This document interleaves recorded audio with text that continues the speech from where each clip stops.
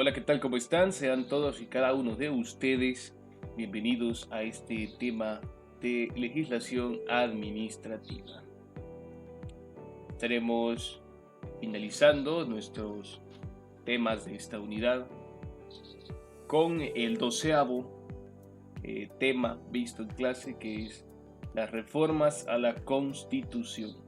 Con esto terminamos toda la parte relativa a la legislación administrativa en este curso, todo lo relacionado directamente con las leyes que versan sobre la administración pública, al menos las principales que están en la Constitución Política de la República de Guatemala. Este es el título séptimo, Reformas a la Constitución, capítulo único. Y comenzamos con el artículo 277 que habla de la iniciativa.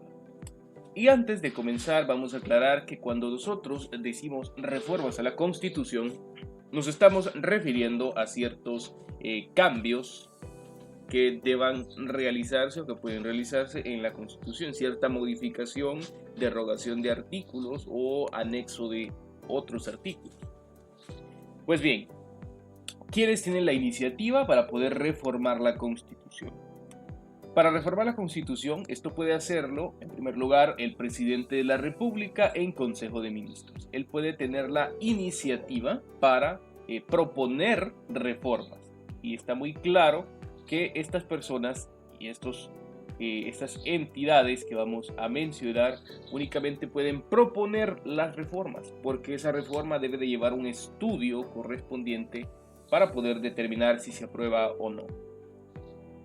En primer lugar, el presidente de la República en Consejo de Ministros. En segundo lugar, 10 o más diputados al Congreso de la República. En tercer lugar, la Corte de Constitucionalidad. Y en cuarto lugar, el pueblo, mediante la petición dirigida al Congreso de la República por no menos de 5,000 ciudadanos debidamente empadronados por el Registro de Ciudadanos. También puede ser, como vemos acá, por un grupo de un mínimo de 5,000 ciudadanos debidamente empadronados.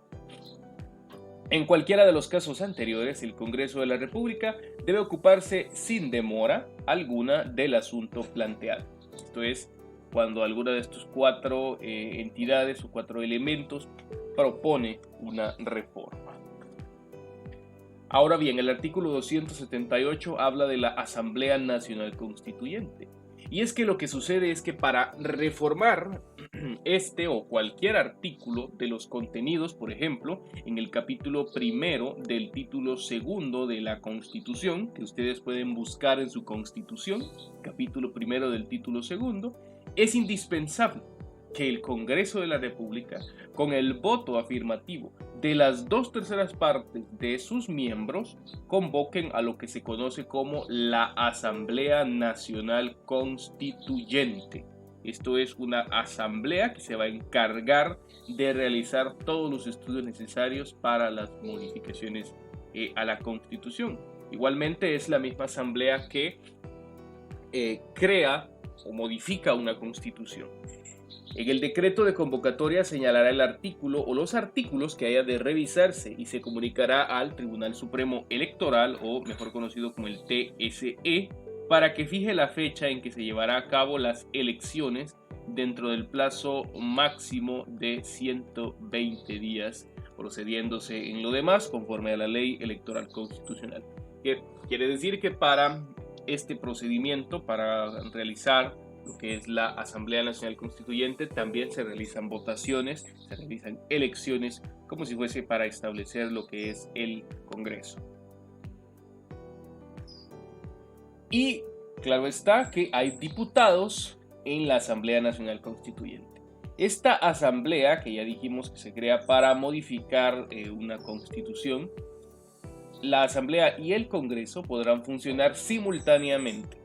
Las calidades requeridas para ser un diputado de la Constituyente, como se le conoce coloquialmente, son las mismas que para ser diputado al Congreso, y los diputados constituyentes gozarán de iguales inmunidades y prerrogativas. No se podrá simultáneamente ser diputado de la Constituyente y del Congreso al mismo tiempo. Quiere decir que se hace otro organismo, por así decirlo, otra institución con personal, con diputados, que no pueden ser los mismos del Congreso, pero que sí pueden tener los mismos requisitos, requerimientos e inmunidades.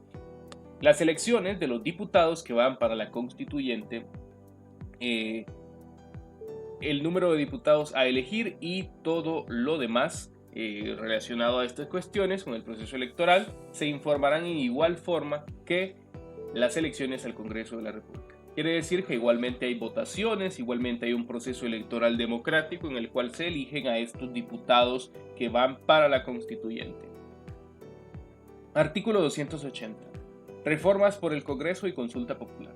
Para cualquier otra reforma constitucional será necesario que el Congreso de la República lo apruebe con un voto afirmativo de las 2/3 partes del total de diputados, y las reformas no entrarán en vigencia sino hasta que sean ratificadas mediante una consulta popular, a lo que se refiere el artículo 173 de esta Constitución.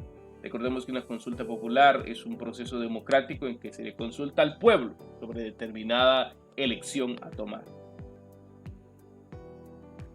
Si el resultado de la consulta popular fuere de ratificación de la reforma, esta entrará en vigencia 60 días después de que el Tribunal Supremo Electoral anuncie el resultado de dicha consulta.